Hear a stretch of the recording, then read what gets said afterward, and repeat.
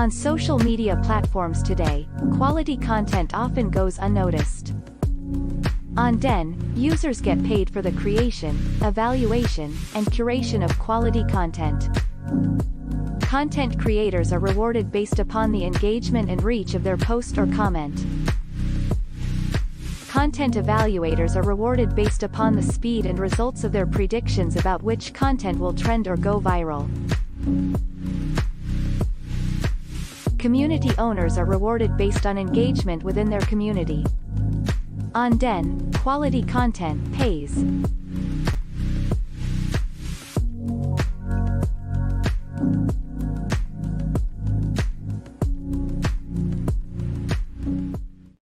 All right, welcome to the DENDAO Call. If anyone is on, let us know you're around, and we can figure out.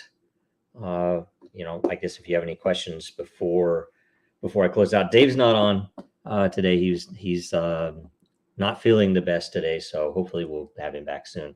And in the meantime, let's get straight to the agenda. So you can join live if you go to the lair and find the DENDAO Call for August 17, and click on the link, and you can go ahead and join live if you want.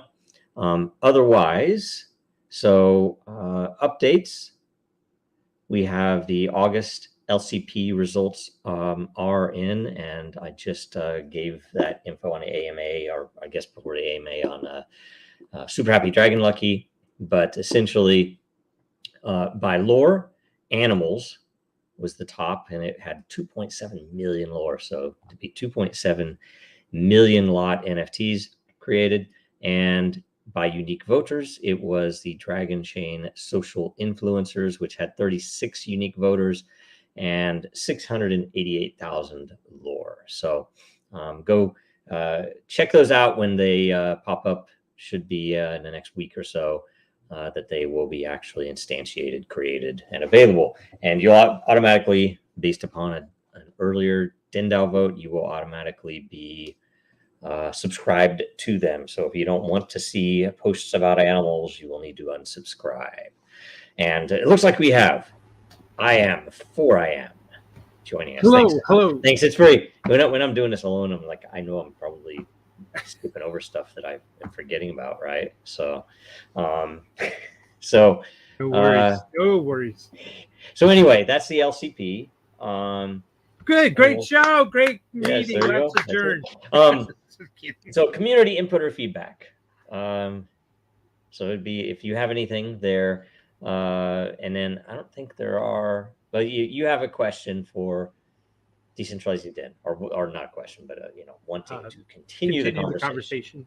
So what do you think? How to kick that off? I mean, there's a ton to talk about there, right? So which has been discussed in Super Happy Dragon Lucky today, and in the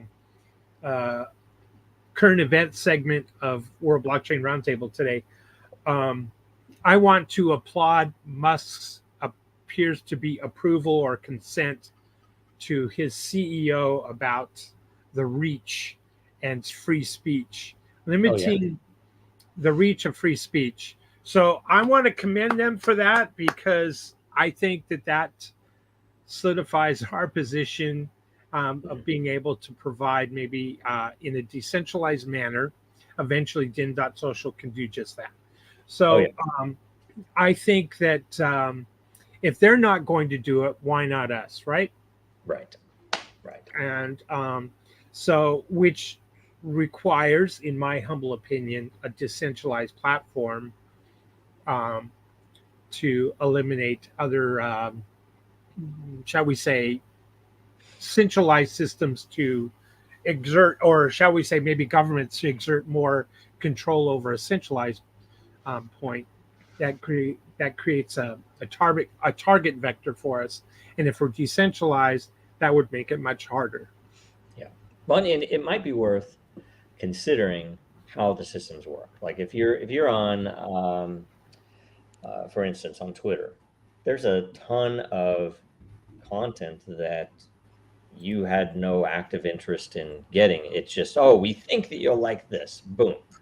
Right. And I mean, obviously, when I follow someone on Twitter, I'm getting all of their tweets that aren't censored.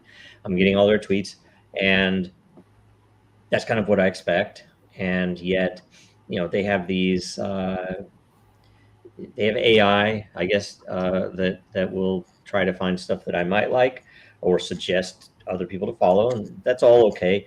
But Den is very different. You can follow a person just like you could there, so you're going to get all of their Hmm. content in a feed, replies and posts, and you might filter out looking at replies as well, but you can also follow a community. So you can follow the Linux layer, and I'm going to get all the Linux info there from anybody who posts there. Hmm. But the difference is, um, in terms of reach. So let's say Jim somebody posted something in the Linux layer. I've never heard of this person at all, and maybe they're a troll. Maybe they don't post good info. Whatever.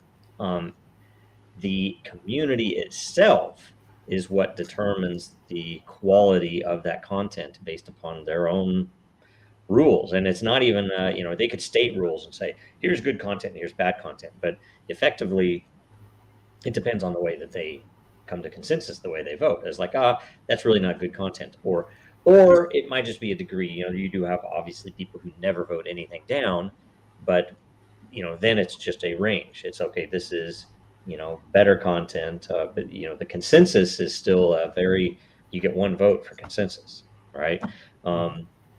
So anyway, it's an interesting thing because it would be very hard for us to approach in a way that would change reach based upon some wanted evaluation that, that is about challenging a democratic election, so we don't want that to reach. So we'd have to somehow tool this. We don't have any way to tool the system to do that.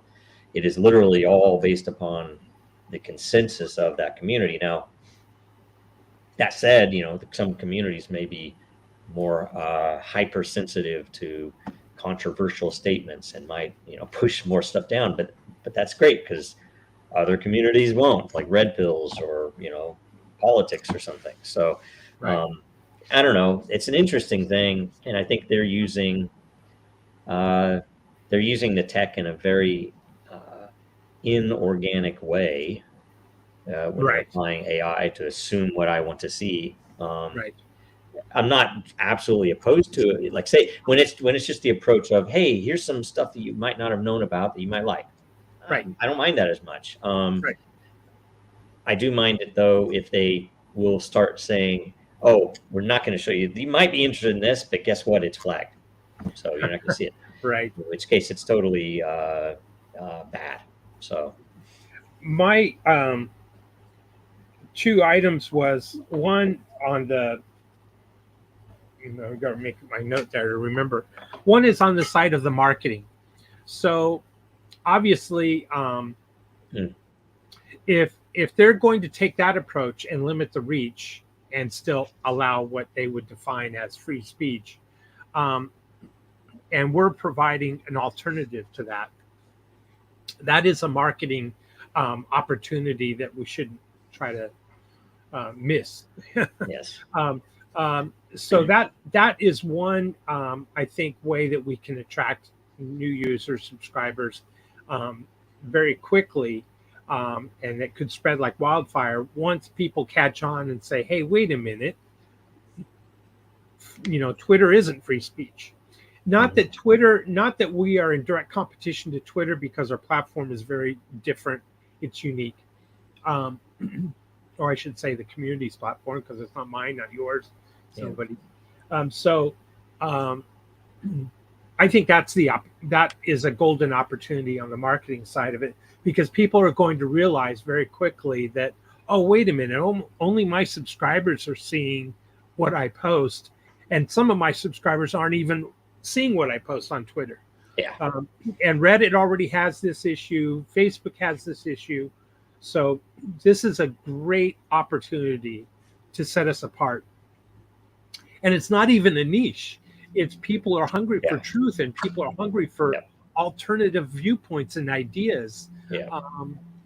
And I think it's a golden opportunity for us. So Yeah. when I saw that, I wasn't frustrated or angry. I was like, yes. That's true. My That's the opinion. truth. Did he acknowledge that she said that and said to support it? Silence is the compliance and that's what I thought. acknowledgement, Silence, right? like, That's how I feel. And as Greg mentioned, I think it was Greg, or was it you that mentioned on the World Blockchain Roundtable today? Well, he had said this early on, right? Greg In the did. Twitter purchase. Yep. Greg did. Yep. So, I, just because he's wealthy and powerful doesn't mean that he's in control. Yeah. Well, and frankly, I think a lot of people attribute sometimes a selected the selected billionaire Right. of any given point in time must be a genius, whether it's Buffett or Gates or now Musk. I mean, I was like, I don't think he's very smart, obviously, Right. but he's also very selected. So I And guarantee there are smarter people. And you have to think about it, his companies are also a government contractor. Yeah. So he's answering to the world, the military industrial complex and others. So he's not necessarily not beholden to large entities. Oh yeah. So another reason for this world needs to gravitate towards more decentralized systems. So Den can do just that, and that's why I wanted to carry on that conversation. This is a great marketing opportunity, even if we're not quite there yet. We can start talking about it. This is an alternative. The other item, and I'm trying to remember what it was. When we become decentralization, we don't know what that's going to do with bandwidth once we talk about Flux or whomever or however we go about it. And if eventually we're also becoming a platform that houses or allows people to upload video, I think we need to think that in terms of bandwidth and I don't know. And whether it's partnered with a different, if we partner with a different platform that would be an organic integration, right? Mm-hmm. Where you wouldn't have to worry about token exchange and stuff like that in order to do it, right? Should be something that's very fluid, very simple, but it's not an easy answer. There are a lot of different ways we could do it, and some of them might or might not be better than others. So right. There's a I don't know anything about it. I stumbled upon it a few days ago. Tomi,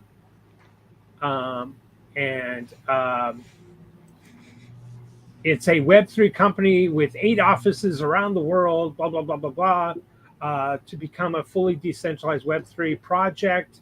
And its vision is somewhere I saw where an internet where no one can control and said what is, or keep silent. It has something to do with restoring freedoms and that free speech is a human right, etc. So this is what the founder supposedly had funded this for freedom of expression and the right to property without, legal grounds or logical explanation. I don't know who it is. They are anonymous, so I don't know why we should trust them. They have a DAO, etc. It's called Tomi, Tomi. Something to look at, but I don't know what they're attempting to do, why it's kind of stalled. It is listed on CoinMarketCap. So it's something that it just shows that there's others out there that want to fill a niche. And I think DSO is another one. I think there's a strong need for this. And I'd mentioned before, I'm a quick start. I want to get out there to the market and try to start obtaining first market, advantage in this arena. Okay. Very helpful to Den. It's part of the legacy that I want to have. per se I'm part of.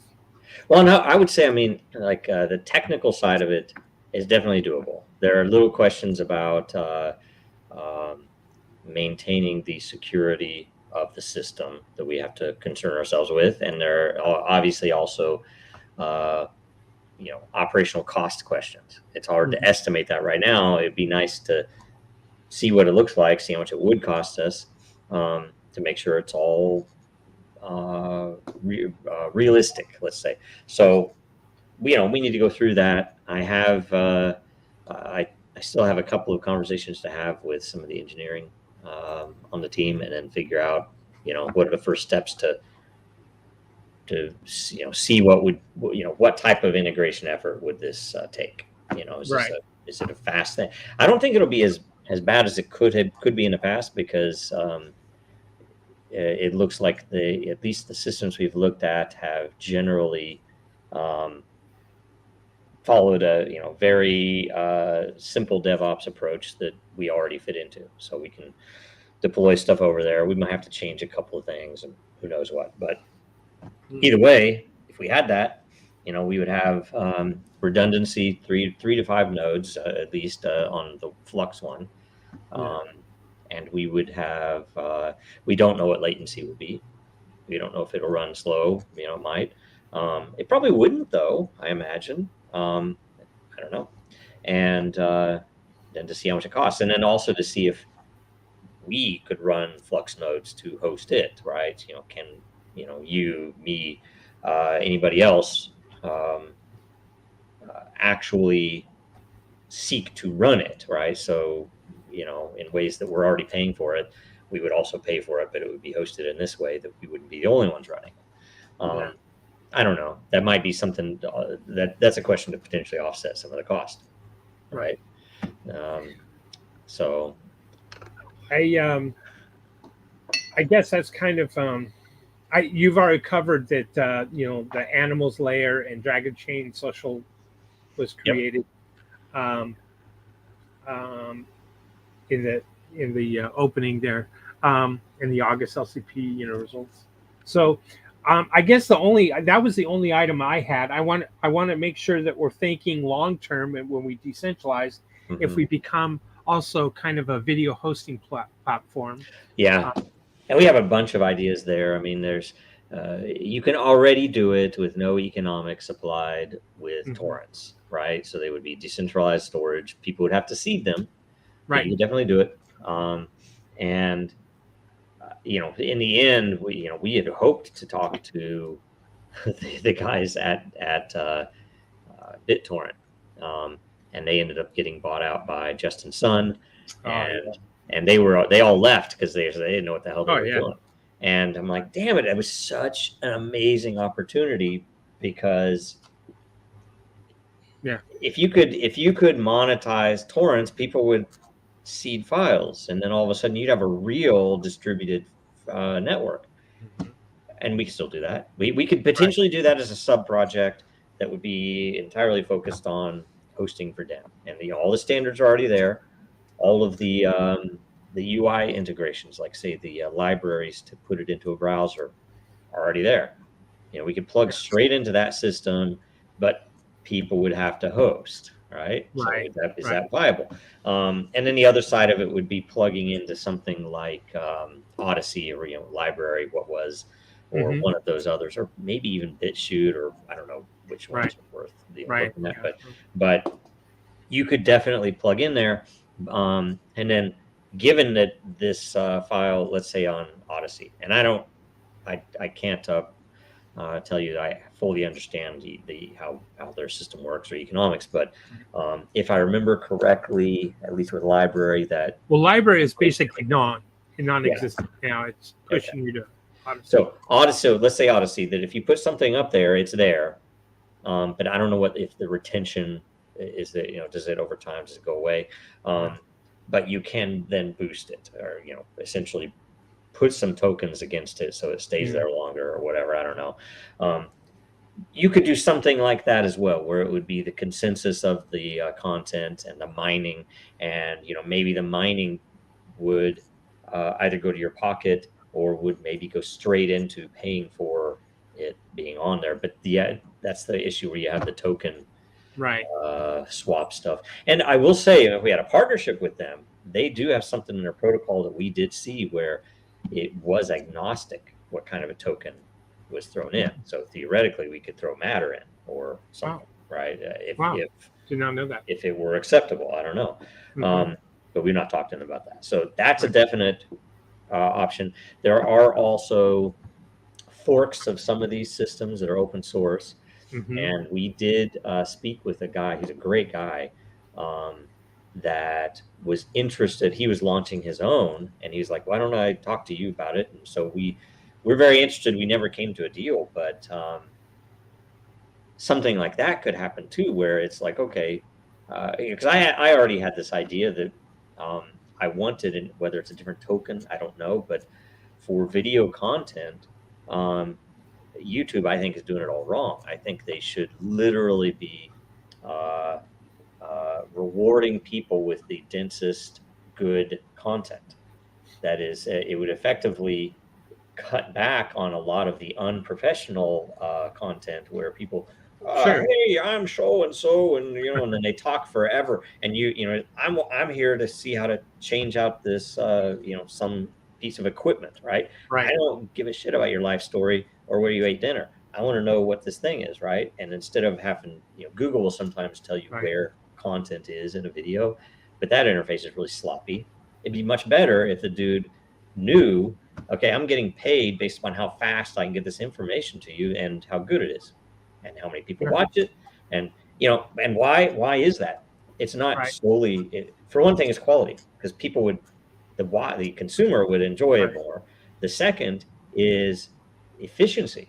How much what I ate for lunchtime is on YouTube. That's millions and millions of dollars. So I'm thinking, okay, if we reward the right things, you can make the content pithy and clean and professional, and and not that they have to. It's voluntary, right? Right. But it will be, anyway.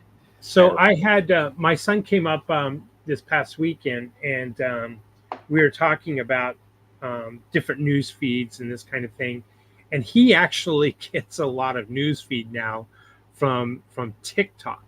Oh yeah. And we were talking about that algorithm, and of course I don't use it, so but we were just talking about the algorithm and how it's hurting people. And group to I guess, shall we say,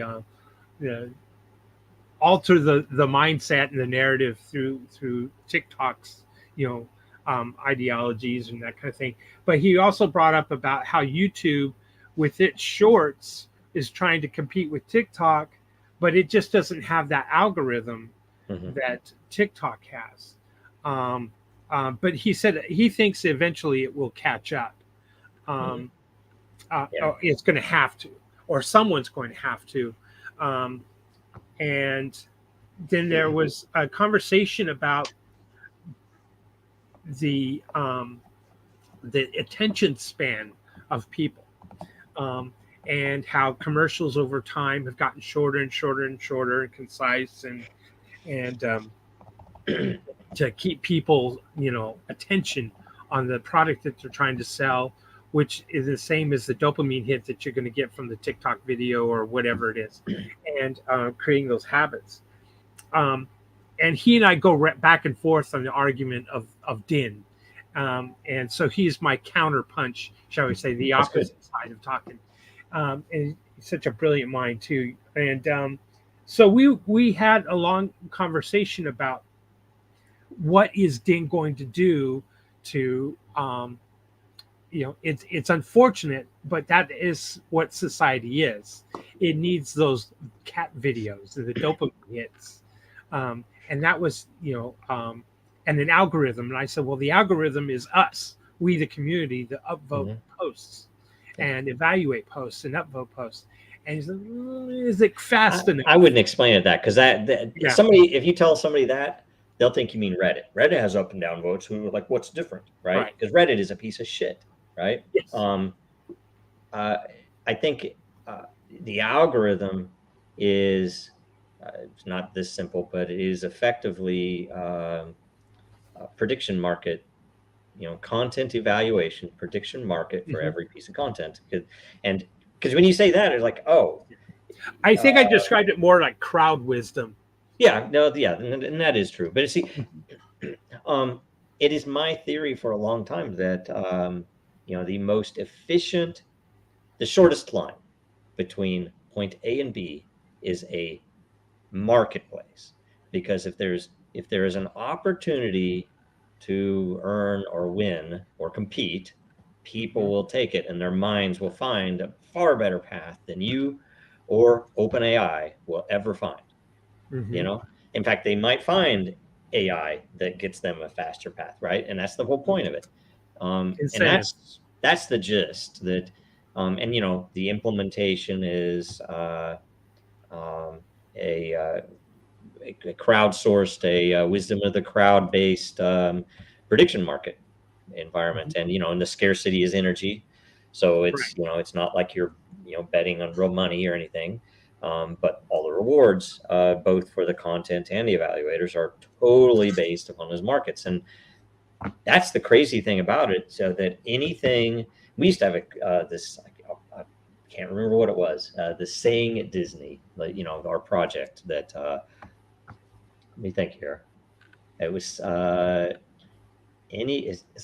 know one of the parts of it was anything can be a marketplace, right? And that was the main point. And when I would talk, because everything has a value. Yes, and I talked to some of the groups that most of the time, and it was everything is a marketplace and anything can be something. But anyway, it was that even in cases where people don't recognize it, there's a freaking marketplace there. And like at work, it's a political marketplace. It is literally, hey, I know the boss and I know this other person, and therefore I can make events sway my way more often than not. And yet it's all politics. And for a business, it's not necessarily a good thing, because that's a bunch of people playing politics and doing things that are extremely inefficient and might be detrimental to the actual goals of the business. Whereas if the business can, you can never eliminate some of those things, but you can effectively make it so that people can voluntarily now compete toward what I want the business to be doing, right? So, better customer support, better products, faster builds, whatever you might need to push. And it's humane. It's not AI. It's not people in chains, doing, a set stepwise motion. It's literally, look, you get far, let's say you get a hefty reward if you can finish it this Friday, but you have a migraine. And so it's all voluntary. You're still going to get rewarded Monday, but at least if you have the choice, and you don't have a migraine, are you going to be down the hall gossiping with somebody, or are you going to be doing the thing? You're going to be doing the thing, right? So, and it's all voluntary, so it's great. And it's the answer to AI, because you don't have to tune an AI for your problem, and you don't have to go to somebody like OpenAI and hope that they don't have something cooked in that is giving you an answer you really need. It's like, oh, we were gonna, at some point in the future, I almost guarantee to you that an AI is going to deliver a better IBM or some structural thing that's going to fail. And it's not going to fail because the AI couldn't have given the very best option. It's going to fail because the humans who trained the AI had political issues, like, oh, we cannot let it answer this for some political reason. That's going to be the real danger. And with marketplaces, people are rewarded for providing a better answer sooner, constantly. So an answer like that, it would be something that would be ongoing, where you wouldn't have a one-time SpaceX prize, or sorry, back when they had those contests for minutes or whatever. I follow him, actually. I watch it. So it wouldn't be like a one-time thing where you get the best answer as of that date. It should be something. Here's an open market, and if you can beat that best answer now, there's a huge reward there. That type of stuff. But I think it's is that was a big piece of what I wanted to do with Dragon Chain, was to make it possible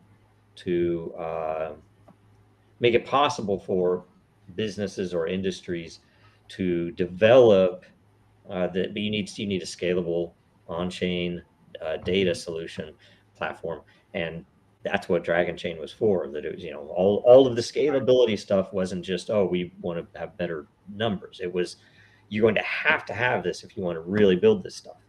And most of the crypto industry gave up at that point. Right. Instead of saying, oh, you can't scale it, so instead we're just going to freaking hype everything. I know. So, I know. Maybe when you mentioned, it seems like we blacklisted or got that black cloud over us or something. My first thought was, it's because you figured out the scaling, and they don't want this technology to scale. Oh yeah, that's true. There's certain people that don't want it to scale, and then there are hence the Bitcoin takeover. Yep.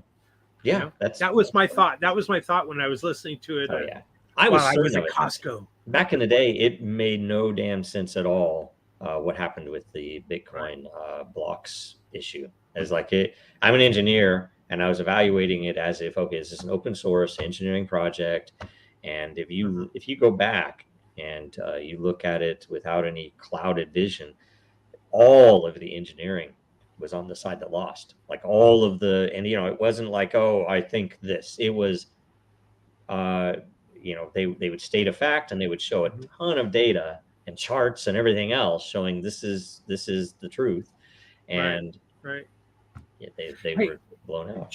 Joe, have you thought about Factor and how that's going to go integrate with DIN on a decentralized manner? Or I mean, it would work because it has a very organic architecture that can deal with modern or traditional types of identity systems. So you can do full KYC, where part of it is going to be centralized at a provider who's going to look at your documents, and as far as the system cares, those things that come out of that are just factors, and those factors, the system doesn't care if a factor that came from your passport is different than a factor that came from your driver's license, or a factor that came from your friend, right? Saying, yes, I saw his birth certificate, right?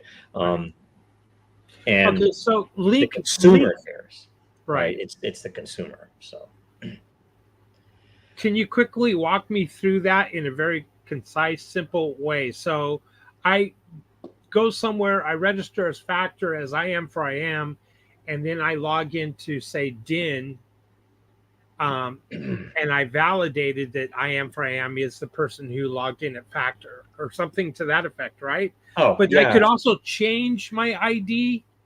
Yes, so in that process, so Factor, I could say I'm done. I'll give you the simplest possible. On Factor, there are several patterns. There's a lot. I'll tell you one way. It's not the only way you can do it, but essentially, let's say that we institute something that lets me show that I'm more likely than not only am I a human, but I don't have, this is my only account, right? Oh, okay.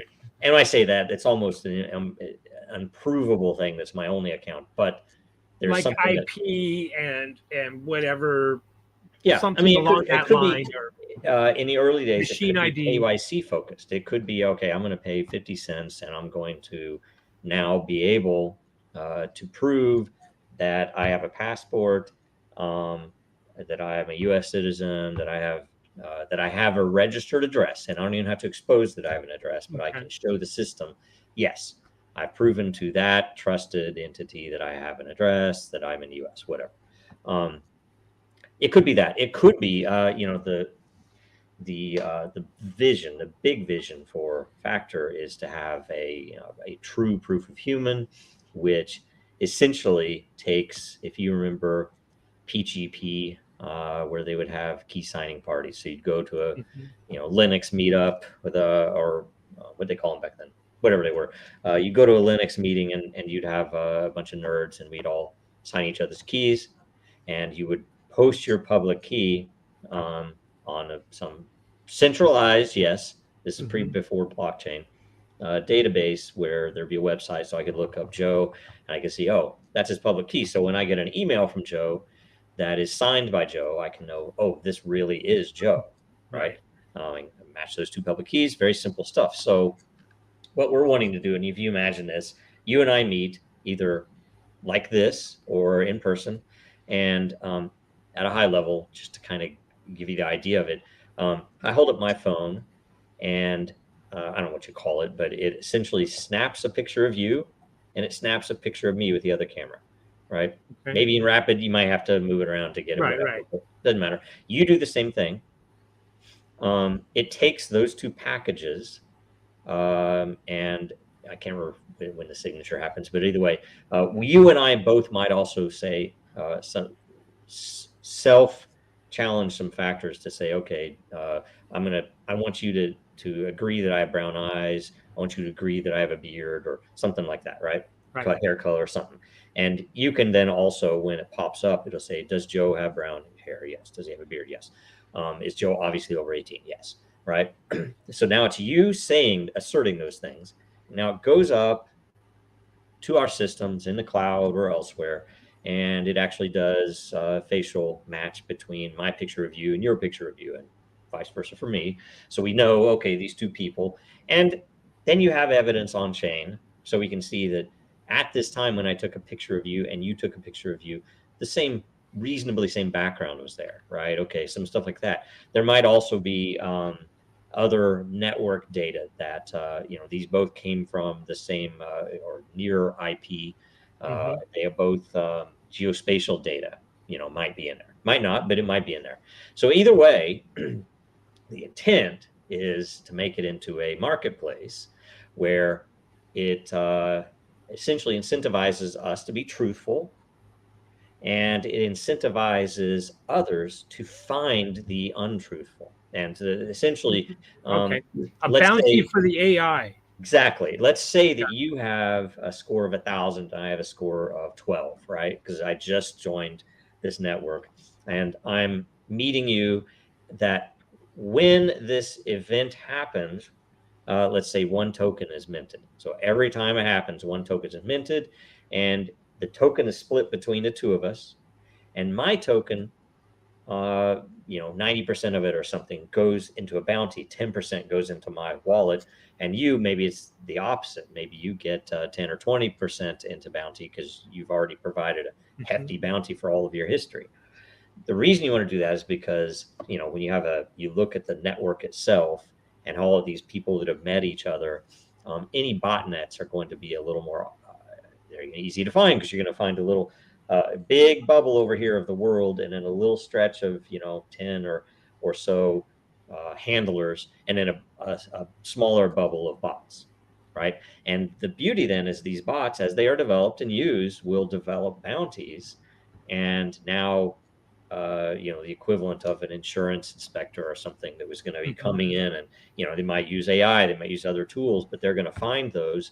There's going to be a risk challenge where they have to put up some amount of value so that it's not easy, right? You have to, if you're falsely accusing identities of being bots, then you'll lose the bounty you're putting in. So you have to put a bounty in on a challenge, and then they would have to have a certain amount of time to prove, no, this is me. And there'd be various options, either video call, other stuff that matches up whatever facial that they've done, because AI is really good now, right? They could, but anyway, that's kind of the distant vision, and you could do all of that in a very decent, because like say the data itself is held at the consumer level. So on your own device, on your own browser, and your own app. It's not held by the blockchain or anybody running it, right? So it would. So how would you log in if you were switching machines? And there's some more complex patterns here, but essentially any user is going to have at least one key pair for every device app combination. I see. So if I have a Den on my mobile phone, Den on my desktop. They will both have their own keys, but they'll both be tied to my Den account. Den will know they're both me. The beauty then is if I come in and I have a key, it accepts a challenge, signs the challenge with the known key, sends it back. Den can say, "Oh, you're good. Come on in. We know it's Joe." If I go to a new device, I got a new phone, and so I log in with Den the first time, it goes and the first thing it sees is, "Hey, you don't have a key, so we're going to generate a key and register it." And we know that on this device, because I did log in, I still have a username and password, for instance, and that way it's very grandma safe. That I have a new key pair registered, and potentially with that key pair, the system, and it's up to the app itself, has the ability to tune actions, right? Like say, okay, you know, let's say you stole Joe's password. We're not going to let you do certain things for a while, right? You can't withdraw. Maybe you can't post for a while until we know that Joe has seen on the other app. Hey, and there's a bunch of other stuff on the premium side that we've already designed out to allow it to even transfer factors between devices readily without, you know, they would be encrypted, and there's some really neat ways to do it, but you know. And this is how we can, or how DIM would allow, I should say, would stop one individual posing as multiple people to gain the system. Yeah, because if you are doing that, the thing that this would do is it would give us an extra component to consider, which could be which is above and beyond what we already have. Right. So it would, you know, say, hey, this we know is a real person. These over here maybe are suspicious, so maybe their wisdom of the crowd vote for consensus is lessened, right? So gotcha. Yeah. So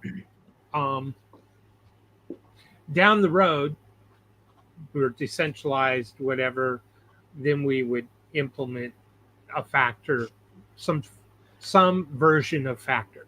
Yeah. So and we've already taken the first step. We have the auth system now is factor ready.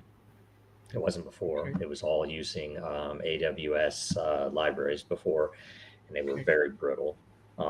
So this is much more flexible. We have a couple of other groups that are using that same backend auth system and have factor applied now, but we haven't done it with Den yet. So okay. And so it would still allow someone to not fully KYC themselves, but still be a user on Den. Yep. But it would validate that they're human and that this is their actual login, et cetera, kind of as a... Yep.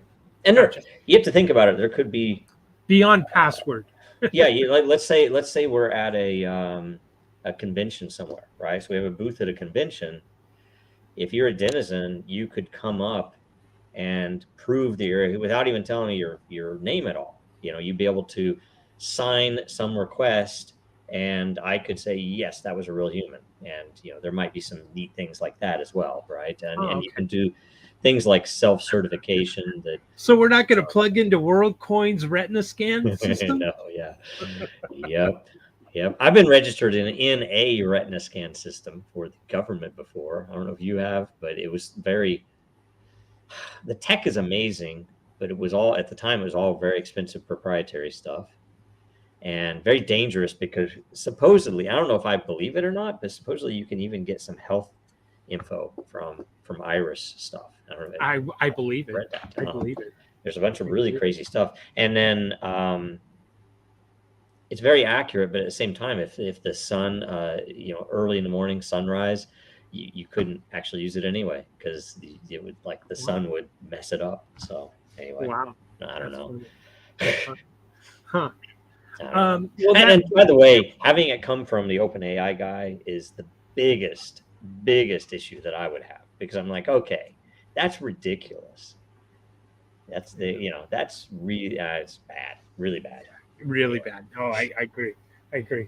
Well, good. Those are the items that I had. Awesome. Thanks for that explanation on Factor. I got a better Oh yeah. better question, because boy, that would be a no go for me if Den became a KYC platform.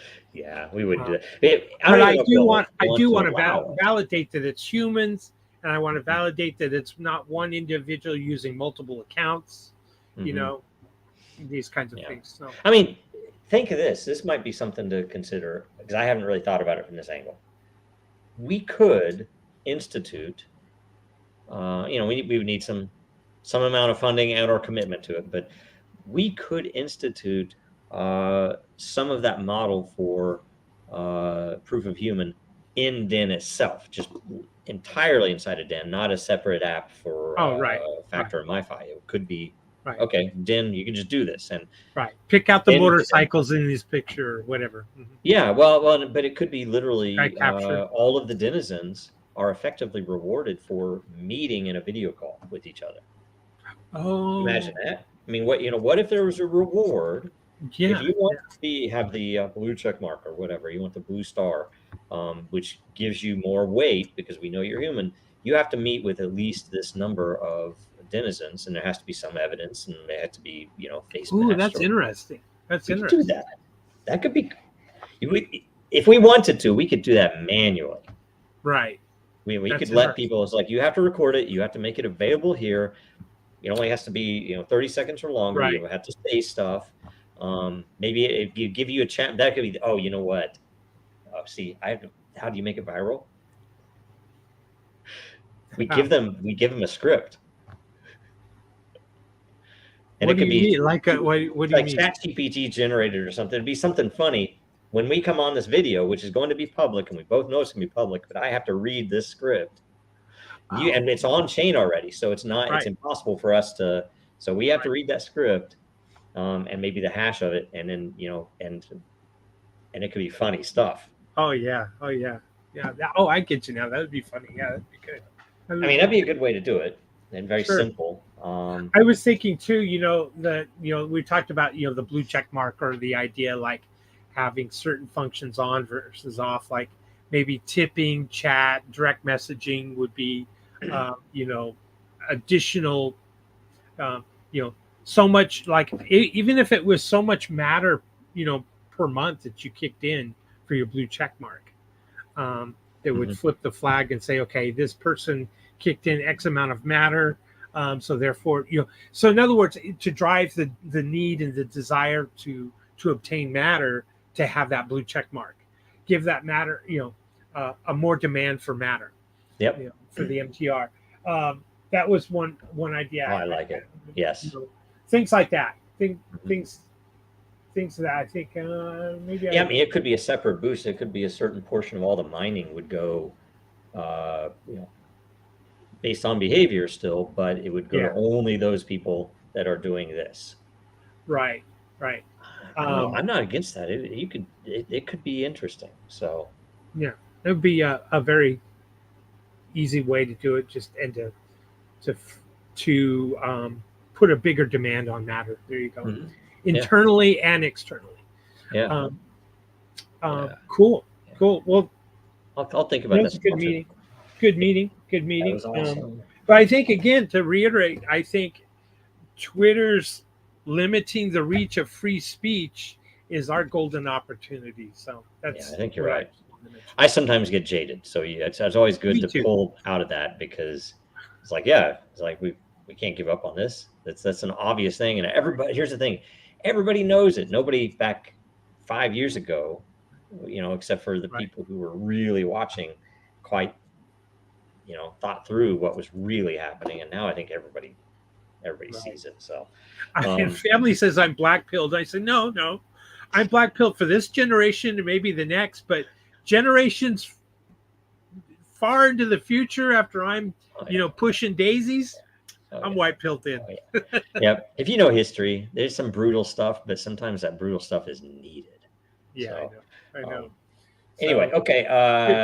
I think that was all that I had. I was disappointed that the 2024 election layer didn't make it. Oh well. Oh, next time around. Really? Hopefully. Yeah, It was close. We need to campaign for it. All right. It was close. It's close. Okay. We're getting there. We're getting there. Oh shoot. All right. Cool. So reminders. Watch World Blockchain Roundtable next week.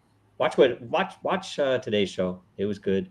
Coffee with Den. We'll be back soon, and we'll see you next week for DENDAO. I think that's about it. Right? Is there anything else? I think that's probably good. Yeah, I just want. Hey, shout out to Distant. Hang in there with the move. It can be stressful. Yes. Chill. Yes. Yeah. You'll- Just for you'll yeah, make get enough through it. rest. Drink Yeah, orange you get juice. through it. You get through it. Yes. Yes. All right. All We'll right. talk to you soon. Thanks, guys.